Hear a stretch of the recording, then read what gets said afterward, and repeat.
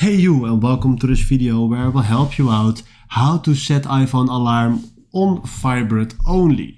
And this is quite simple. So first of all, we open our clock just right here and we want to add a alarm. Now let's say we click here on the plus icon and we set this alarm to, let's say, 6 o'clock in the morning. Then repeat never. Then label alarm, let's say after sleep. Then we have here the sound, and make sure that if you scroll down that you put this one on none.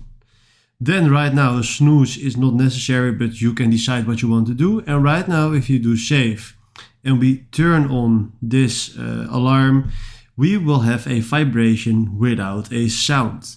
Alright, the other thing that we need to do is go to settings, scroll down and go to accessibility.